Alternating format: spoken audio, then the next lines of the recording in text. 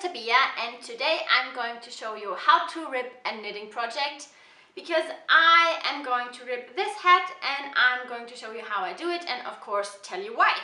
First thing when you are going to rip a project is, do you really want to do it? Because you don't want to rip and then recognize that it wasn't really necessary. There are some things that you can fix without having to pull out your needle and ripping the whole thing back.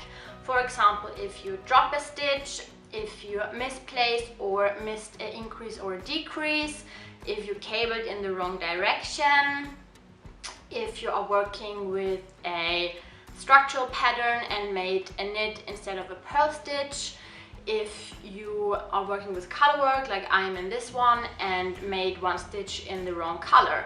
Basically all of the mistakes that are just affecting one or maximum two stitches, so minor mistakes, you can just let it down the stitches concerned and then you can fix them without having to rip down everything. Also, you can think about, can you leave the mistake be or do you really have to rip? My rule of thumb is that when I have thought the thought, I really should rip it, then I'm gonna do it, because once the thought is in my head, I'm not going to get rid of it. I have never regretted to have ripped back, but I think if you don't do it and you have thought about it, then you could possibly regret not doing it. Okay, but why am I ripping the hat? The pattern is the Craft Tools hat by Ella Gordon and it is written for a hat, but my plan was turning it into a toque as I am going to give it as a Christmas gift to my grandma. My grandmother, she has this permanent wave hair and I wanted to fit her hair under the hat, so that's why I thought of modifying it.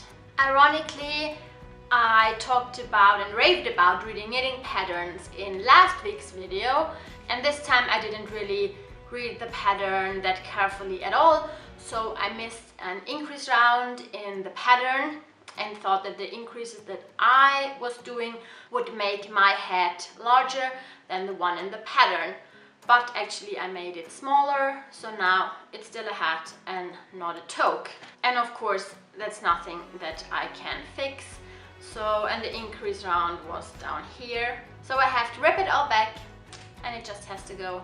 Second step or second question, when would you want to rip?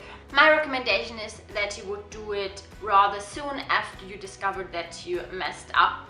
Chances are when you're putting it away, you will just continue to be annoyed with it and never gonna do it. So I realized this yesterday evening.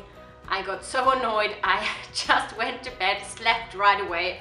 But now it's the other day, it's Sunday, and I'm making this video and I thought, oh well, it's better to get to it right away. Also, I think you should be in a happy place when you're doing it, because it takes some mental strength to just rip back and undo everything you've done, and possibly you can get a little bit annoyed, or it's just not a very pleasant thing to do.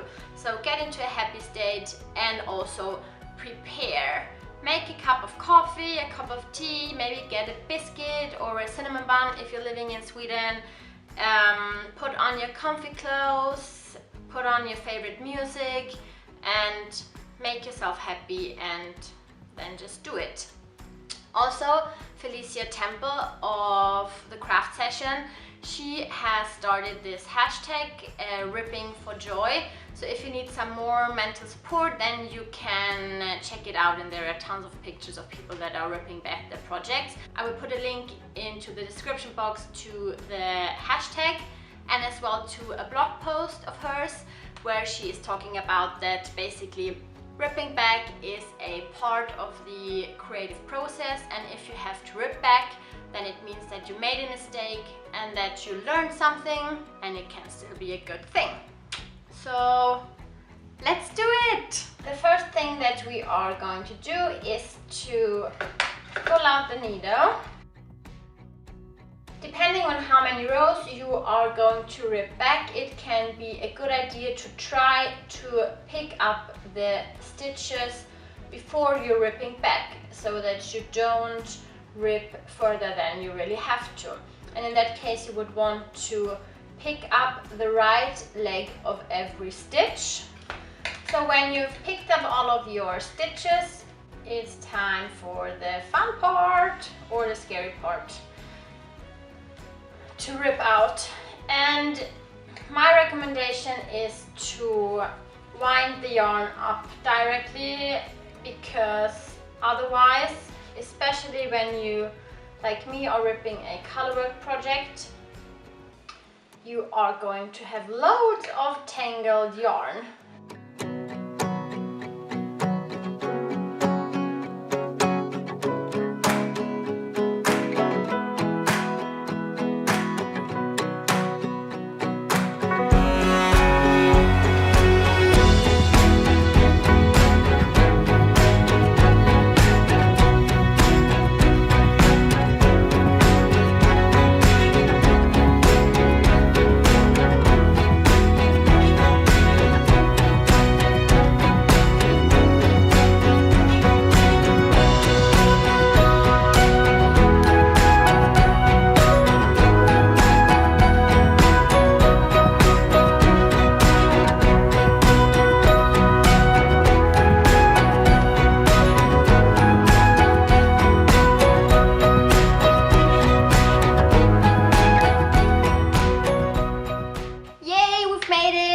Part is over.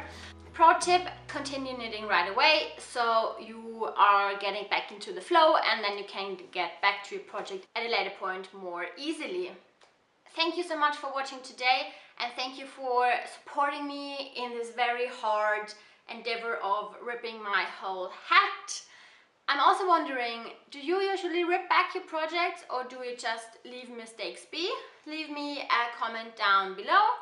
If you liked today's video, you can also leave me a like or subscribe to my channel, and I will see you next Wednesday. Bye bye!